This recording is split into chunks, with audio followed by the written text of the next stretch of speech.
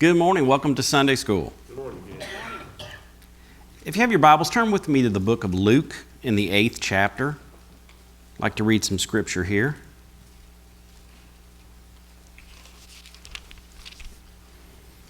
I'd like to read in Luke 8, starting in verse 41.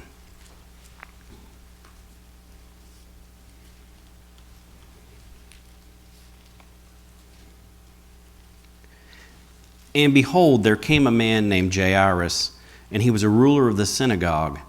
And he fell down at Jesus' feet and besought him that he would come into his house. For he had one only daughter, about 12 years of age, and she lay a-dying. But as he went, the people thronged him. And a woman having an issue of blood 12 years, which had spent all her living upon physicians, neither could be healed of any, came behind him and touched the border of his garment, and immediately her issue of blood stanched. And Jesus said, "Who touched me?" When all denied, Peter and they that were with him said, "Master, the multitude throng thee and press thee, and sayest thou, Who touched me?" And Jesus said, "Somebody hath touched me, for I perceive that virtue is gone out of me." And the woman saw that she was not hid. She came trembling and falling down before him. She declared unto him before all the people for what cause she had touched him, and how she was healed immediately. And he said unto her, "Daughter, be of good comfort, thy faith hath made thee whole. Go in peace."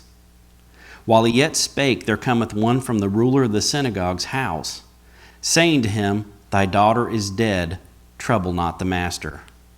But when Jesus heard it, he answered him, saying, "Fear not, believe only, and she shall be made whole." And when he came into the house, he suffered no man to go in, save Peter and James and John, and the father and the mother of the maiden. And all wept and bewailed her. But he said, "Weep not, she is not dead, but sleepeth." And they laughed him to scorn, knowing that she was dead. And he put them all out, and took her by the hand, and called, saying, "Maid, arise." And her spirit came again, and she arose straightway, and he commanded to give her meat. And her parents were astonished, and he charged them that they should tell no man what was done. That's the scripture, and I know that's very familiar scripture.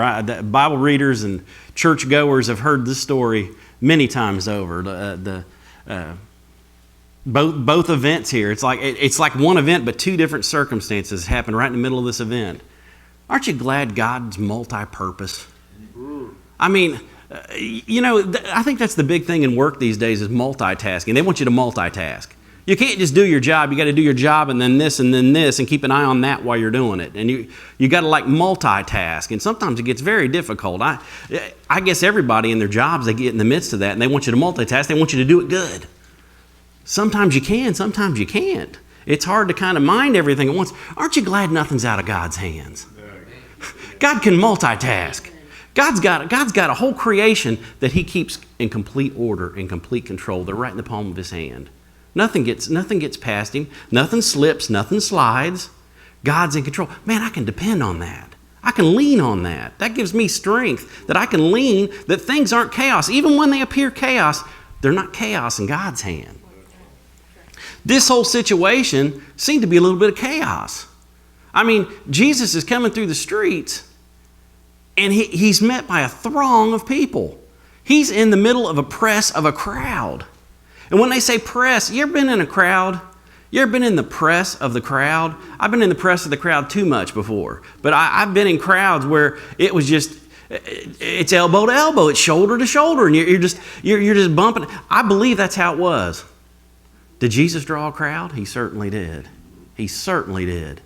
And he's in the midst of a crowd of people walking through the street, and it says the ruler of the synagogue approaches him right in the midst of that crowd and tells him, "My daughter is dying. Please come to my house and help her." Please. He asked Jesus, so Jesus started to go with him. And they're going through this great crowd. You guys ever had sick kids? Everybody's had sick kids. Sick kids is the most one of the most uncomfortable feelings a parent can have. It's like you want to do something to help them, and you can't do it fast enough. You can't get it done. You want the help. Well, we got a doctor's appointment. I can't get anxious to get to that doctor's appointment. She needs something done for her. I need to get there. I need to get this. Is that medication working yet? I've already gave her 2 doses. Doc, I give her 2 doses. I don't see any difference yet. Give it a couple days. You know what I'm talking about. It's that anxious feeling that's within you. You want something to help, and you want it now. Can you imagine when he comes to Jesus and his daughter is dying? He needs help, and he needs it now, and there's only a throng of people between him and home, and they're trying to get through that. You guys have gone to the amusement parks. I guess that's one of the places you can, like you go to an amusement park or some kind of big gathering, anything like that, and you're trying to get through the crowd to get down to the other side, and it's just, you guys just came through Christmas shopping, same thing.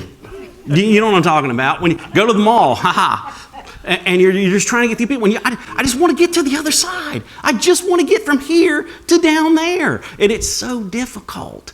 Yeah. People's patience are on edge, and it's, Can you imagine? He's trying to get help for his daughter, and he's got to go through that. He's going through this crowd. And they're trying to make their way. Can you imagine his anxious? I just try and envision myself, put myself in their place sometimes.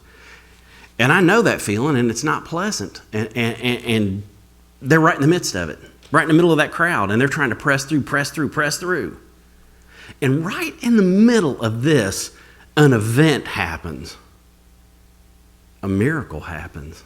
It unfolds right in the middle of this. Can God work right in the middle of that mass chaos? He sure can. Right in the middle of that, a lady that had an issue of blood for 12 years came to him to be healed. And she just reached out and touched the hem of his garment. She touched his garment and was immediately healed. Mm-hmm. That could have been the end of it. And Jesus could have kept right on walking. He would have known what happened. And he could have kept right on walking, and that could have just been the very end of it. Let's go help that sick child. But you got to realize who we're talking about here. If he holds all the circumstances and all the people, he holds time right in his hands. He does. Right in his hands. But it'll be too late. Do you realize who you're talking to? The one who holds time in the middle of his hands. It'll be too late. Not in Jesus' time. There is no too late in Jesus' time. And he stops and turns around to that crowd and said, "Who touched me?"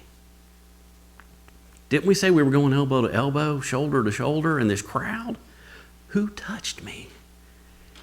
He turns around. In Mark it says he turns around and he started to look through the crowd for the woman.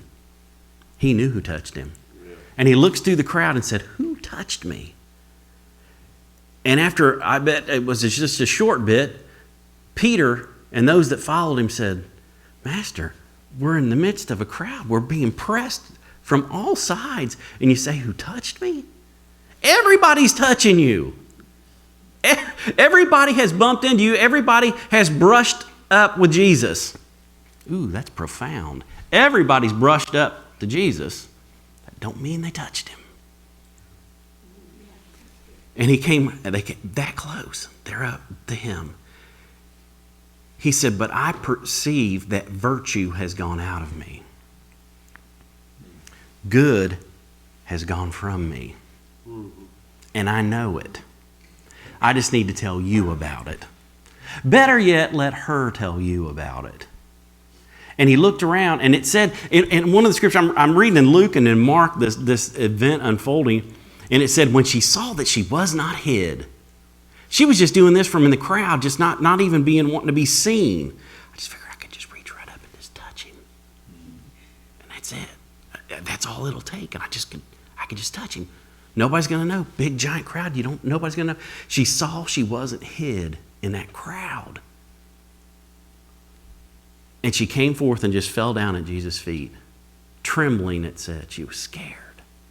and told all that had happened, told why she came to do it, told what she did, and confessed that she was completely healed right there in front of everybody. Why was that such a big deal? Why was she hiding so much? She's in the middle of this crowd and stuff. You got to realize, you got to back up into the Bible and look, because she was deemed unclean. Ceremonially unclean. Separated unto the people until she was whole again. Unclean. But she wasn't getting whole again. It had been 12 years. Think about this. It didn't pass after a month's time. It didn't pass after 2 months' time. It didn't pass after 1 year. It's like, oh my gosh, I got to see a doctor. I'm seeking doctors for 12 years. And she's still the same state. And in Mark it says, and grew worse. Not got better. The doctors weren't helping. She didn't get better. She was getting worse. Now you got to realize what this meant to a person at this time. They were unclean. They were separated from the people. They weren't allowed to go to church. They weren't allowed to come to the synagogue. They weren't allowed to worship. They were outcast, unclean from the people. Well, when you get straightened out, you come back. 12 years she didn't get straightened out. She couldn't come back. She's separated from the people. Where do we find her in this situation? In the midst of the press of the throng of the people. She shouldn't have been there. She shouldn't have been there. Unclean. She's separated. Do you think maybe she came with her cloak up over her head and stuff and just kind of snuck right on in and just kind of, I'll just blend in. There's a lot of people, I'll just blend in. People don't come to church like that, do they? There's a lot of people, I'll just blend in. And she got in that crowd and she went for what she needed to get to. I just need to get to Jesus. I just need to get to Jesus. And it said she touched the hem of his garment. I've looked at that and I've looked at that and I've looked at that. And there is so much there and I can't grab it all. I can't get it all. He won't show it to me, all of it. But I keep getting glimpses of that. There's a lot here. I know this is significant. This is not just, and he touched his robe. There's a lot there. Listen to this. You go back to the book of, you don't have to turn there, but just listen a minute. You go back to the book of Numbers in the Old Testament, and it says, and the Lord spake unto Moses, saying, speak unto the children of Israel, and bid them that they make them fringes in the borders of their garments throughout their generations, and that they put upon the fringe of the borders a riband of blue. And it shall be unto you for a fringe, that you may look upon it and remember all the commandments of the Lord and do them. And that you seek not after your own heart and your own eyes, after which you used to go a-whoring, that you may remember and do all my commandments and be holy unto your God. I am the Lord your God, which brought you out of the land of Egypt to be your God. I am the Lord your God. That was what was on the border of their garments. They were ruled, they were instructed as Jewish people, you need to dress different than this land. You need to represent yourself different. You need to dress different. And this is what I want you to do to your garments. You put a border at the garment. What it was, when you go reading into it and you get further in, it's talking about what we would know is like almost like a tassel at the end of the garment. And it says it was at the four corners of the garment. They had these tassels, and it was to be attached in white. But it was made in white, but it was attached with a blue riband, a blue cord attached that to the corners of their garment. And that's how they had to go. And it said, it is a reminder to you of the laws, the commandments, the things I've given you to live good life.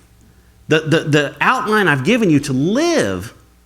And you'll be reminded of that because I want to be your God. I am your God. I am the Lord. You are my people, and you are holy. That was the reminder. I was reading and looking at that a little bit, and it said that people, if they get in the midst of their life, it was a visual reminder to them. A visual. Do you guys need visuals sometimes? Here we go. I need visual reminder. I like visual aids. Teach me, show me. You could teach me a lot by showing me a lot. They needed visual reminders. Can you imagine you're tempted with sin? It's right before you. Should I do that? Should I not? You're right there. And you raise your arm and, oh, there's that blue tassel waving in your face. And you're reminded whose person you are. Who is your God? How do you live? All of it had to flow right before their memory. And maybe that would just trigger like, no. I'll remember who I am. She reached for that. She gets in the crowd, and there it is. Be holy unto the Lord. New Testament says, be ye holy, for I am holy. You go back and research that out and get into the Old Testament where it said, and it says, be ye holy, for I am holy. And it says, I am your God and I am holy, and since I am holy, you will be holy. I like that, because I'm not holy. In myself, my righteousness is as filthy rags. I'm not holy in myself at all. What do you think this lady felt like? 12 years an outcast, separated from the people. I don't know how you guys have you ever been separated out of the crowd? Have you ever been not included? That's a light thing with us, and it's that painful. That's a light thing. I mean, you know what I'm talking about. These are all gatherings, and I didn't even get invited. And it just kind of hurts you in the heart, doesn't it? It kind of hurts you. I didn't get to go. I'm not one. I'm not included.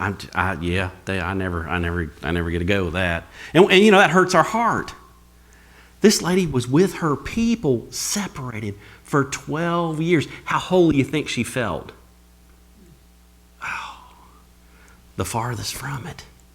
The farthest from it. But God promised, be ye holy, for I am holy. And he said, I am God and I am holy, and you shall be holy because you're my people. She reaches for that. She knew Jesus was holy. Don't tell me she didn't recognize Jesus for who Jesus was. Because look what happened, and look at the result. You're really going off into this. How do you know that specific aspect would be the way it is? There's triggers and clues if you look at them when you're... Do you know what happened after he touched and she became whole? And he turned around and said, who touched me? She came trembling when she seen she wasn't hid in that group of people. She saw that she couldn't be hid. And she came out and she confessed before Jesus. She confessed everything before Jesus. And what did he say? Daughter. First words. Daughter, your faith has made you whole. Go in peace. Daughter. You know, Kenny, last week I tried to teach on the faith chapter. Didn't do a real good job of it, I don't guess. But I don't believe that. This is an example of monumental faith. It is. It is. She didn't have to touch the body. She just touched the clothes. That's exactly right. She didn't have to take him by the hand. She didn't have to embrace him. She just touched the clothes. Just touched the clothes. The clothes had the promise in it. The clothes had the promise in it. You read the word. The clothes had the promise in it. Be ye holy.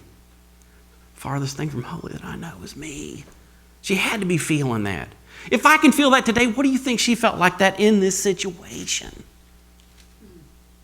And Jesus' response to her after all of it is, daughter. Tell me that didn't go right through her.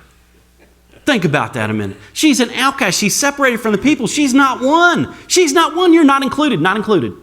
It's unclean. And she's pushed off, and the first thing he says to her is, daughter. You're God's child, daughter. Your faith has made you whole. That's the way it's done.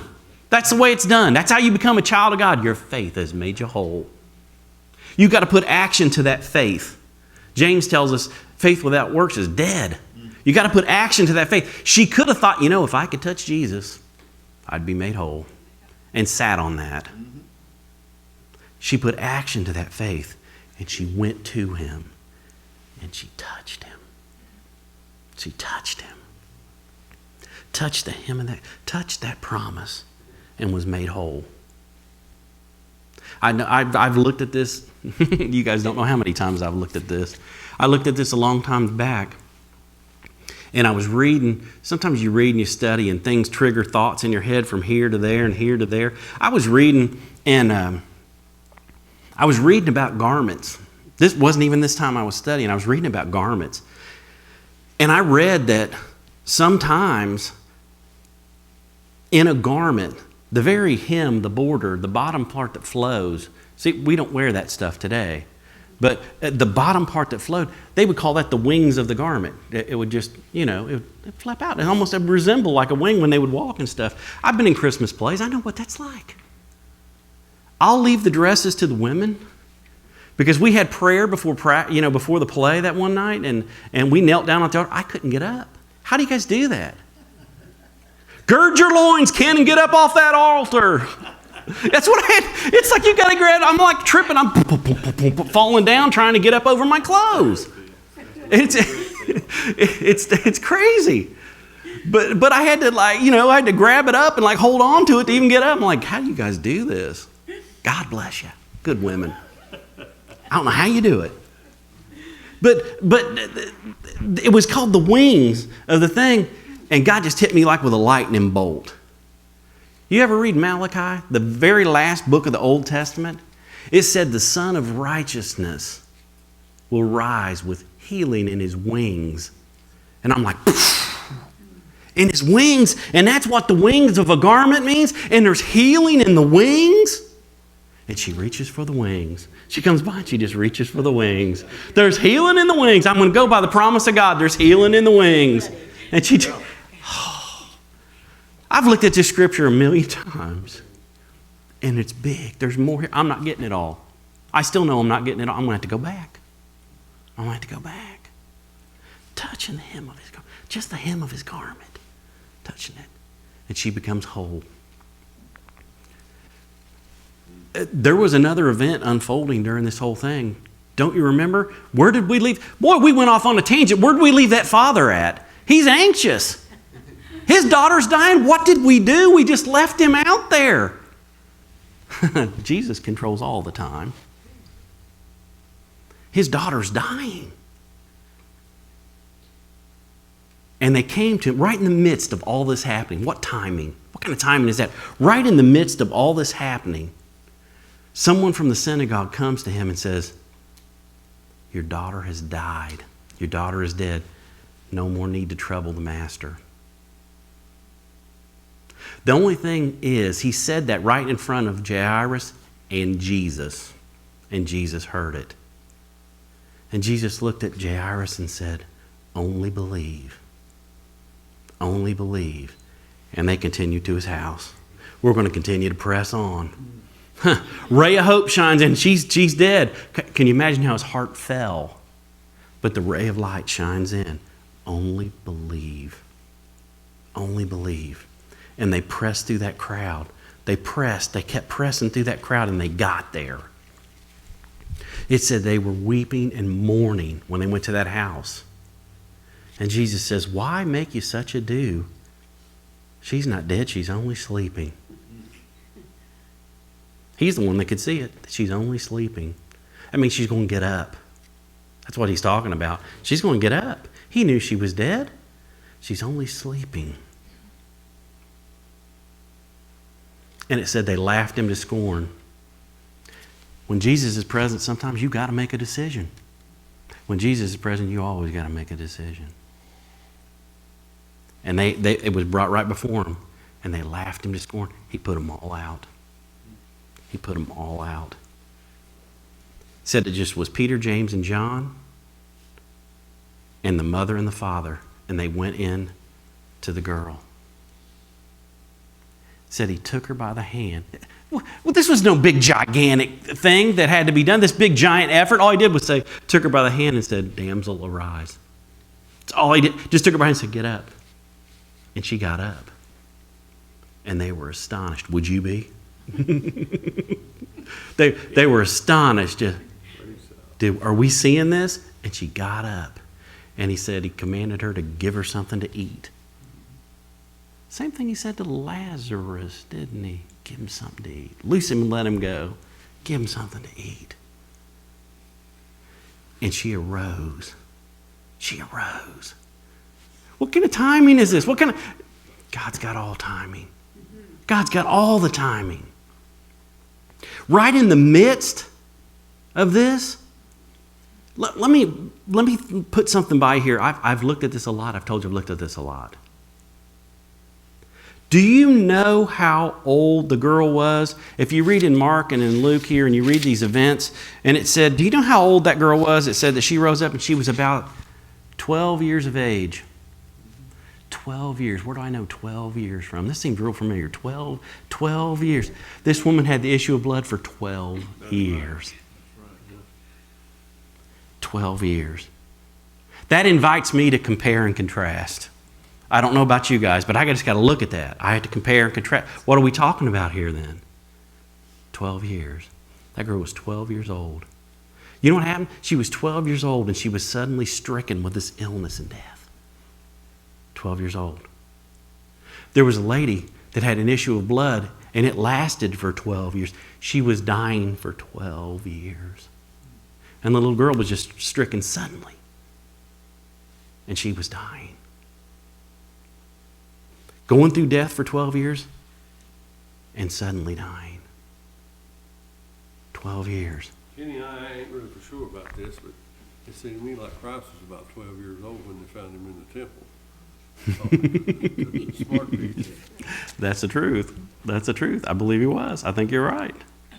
12 years old. A lot of things happen at 12 years old. 12 years old. Jairus was the ruler of the synagogue.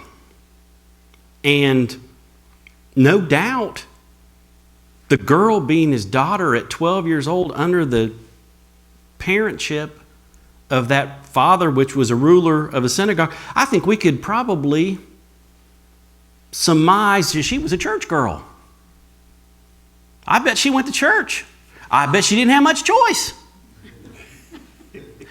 I bet I know people like that. I bet I've been around by people like that. I bet I was people like that. That was me. I bet she was a church girl. Compare and contrast. What about the woman of issue of 12 years of blood? The woman with issue of blood for 12 years. She was outcast for 12 years. She was away from church for 12 years. She's a church girl. It rains on the just and the unjust alike. Stop summing things up. What'd he do that struck him down? What'd she do? What's she in the middle of? Look at that. Ooh, God just lowered the boom on her. Oh, that's just, that's sheer silliness to me. That makes no sense whatsoever. No sense whatsoever does that make. It rains on the just and the unjust alike. And God does things for the glory of God.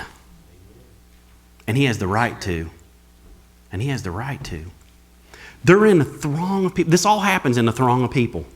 Everybody's around. It's a throng of people. Both situations right in the middle of that.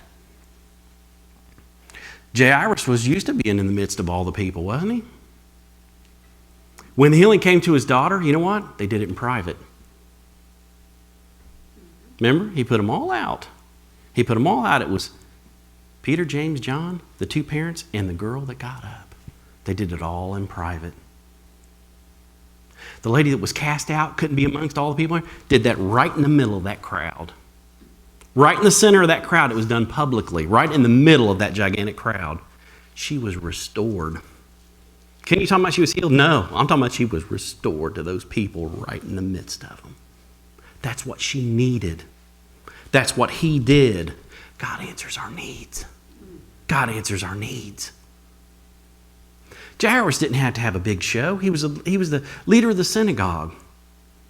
Can I tell you what the state of the synagogue was in that time? Did Jesus come through and clear the place because they had made it a den of thieves? I don't know Jairus' stand. I'm not judging up. Hey, we already learned about judging up. Don't be doing that. That's silliness. I don't know. But could those things have turned him closer to Jesus? I almost guarantee those things turned him closer to Jesus. Was that little girl one of Jesus' followers, or was she just a church girl? Kenny, you're getting in a very funny area here. What are you talking about? Hey, I went to church when I was a little bitty boy. All the way up. Was you always God's child? Yes, in one respect. But there come a day I had to recognize my holiness. It didn't get very far. Because God put his finger right down on me. In the midst of that church service. You think God may have been possibly putting his finger right down on her? You think maybe that may have turned her a little closer to Jesus? If he raised me from the dead, I don't see how it could not make me closer to Jesus. Do you know what? Jesus raised me from the dead. It made me a whole lot closer. A whole lot closer.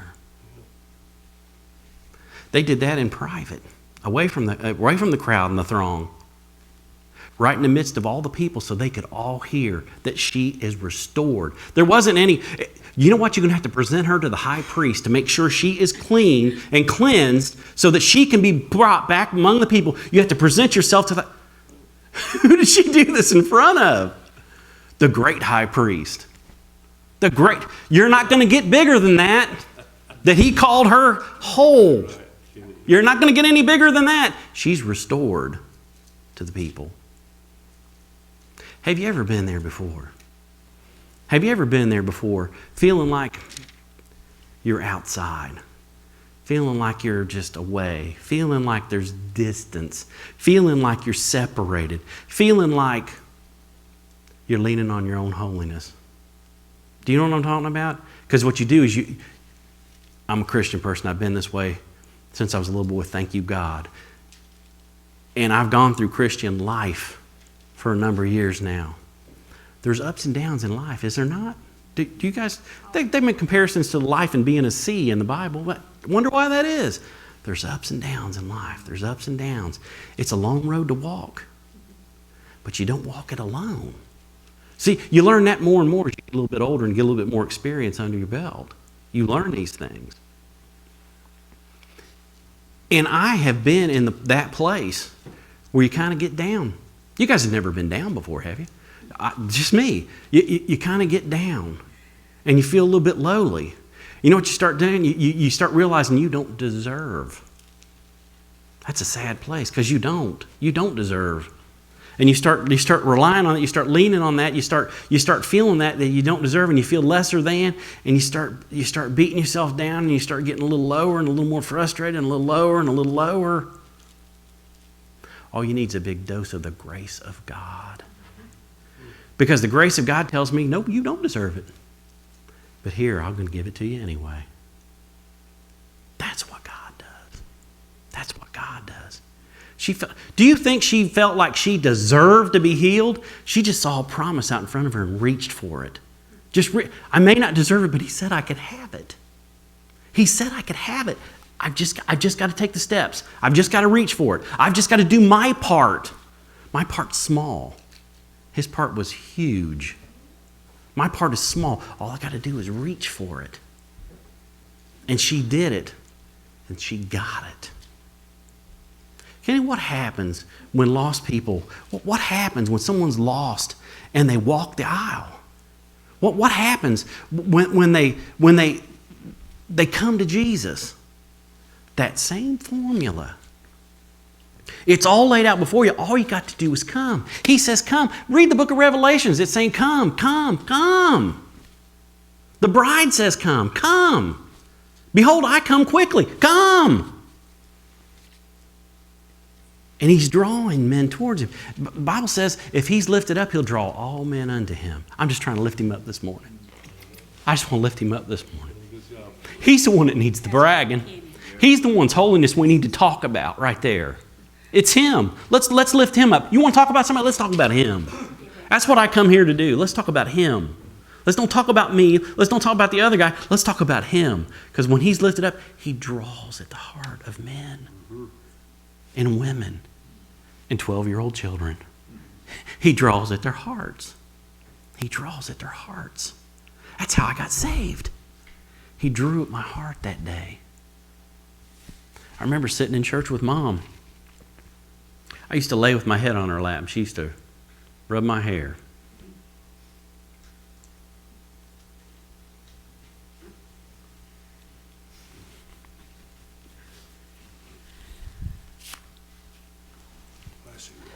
And that was happening one day. And God called to me. Because somebody obviously was lifting him up. And he called to me. And he was dealing with me. And I remember specifically what I said to her. I said, "Can I go up there?" And we went. For a little boy, that was a big question. When I look back on it, I think even bigger. Can I go up there? Who are we talking? And the answer was yes. You can. And I got it. I got it. He's never left me. He's never forsaken me, just like he promised. Here's the thing when we talk about leaning on your holiness. I left him and I forsaked him. Kenny, you're telling on yourself. Yeah, I am. I did for 10 years. I was out of church and away from God. The dark years of my life. But you know what he did? He restored me. Just like this lady, he restored me. I've told you this story. Let me testify just a second. I'll tell you again. You guys can get bored with this, but I don't care. I need to tell you.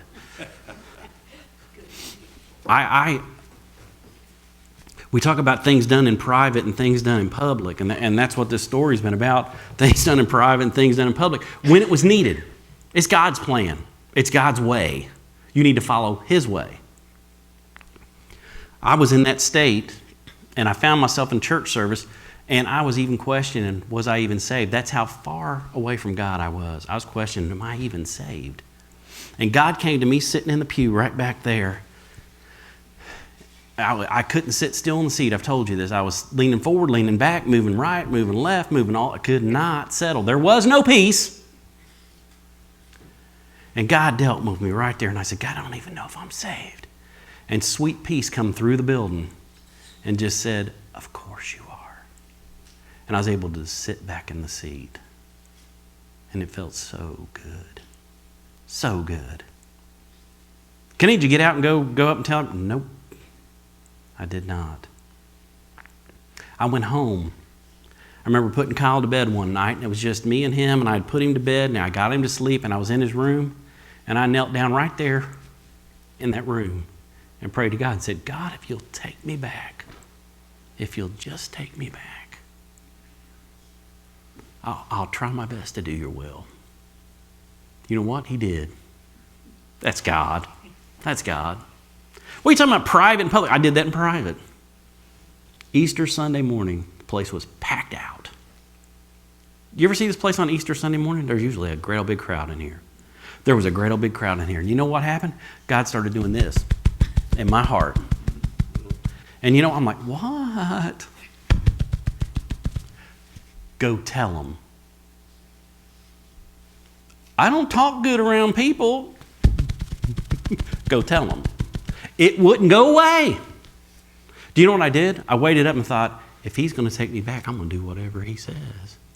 And I got up on an Easter Sunday morning and went up here and knelt down at the altar, thanked God for what he's done, and told everybody. And I've been here ever since. Ain't God good? Ain't God good? I'm just saying that the private and the public, compare and contrast. You compare and contrast your life with people right here. Of what God said. Why is that? How is God never changes. What he promised for them, he promises to you. Can you mean to tell me I could reach out and touch the hem of Jesus' garment? I could just reach out and just reach for him. And if I could just touch Jesus, I'd be all right. Why would the promise change? He never changes. All you got to do is reach for Jesus. He says, draw nigh unto me, and I'll draw nigh unto you. That means if you step closer to him, he steps closer to you. That's a pretty awesome promise. That's a pretty awesome promise. Because if I just take an effort and step up a little closer to God, he steps closer to me. Well, I'm going to step a little closer. He steps closer too. That's a good deal. I don't know about you guys. That's a good deal. That's a really good deal. He does that for everybody, and his promises never change. See, what I was trying to describe a little while ago was being an outcast. I felt that way in my Christian life, in my walk. I felt like distance before. I felt things where I felt down and I felt away and everything. But you know what? I've also felt renewed.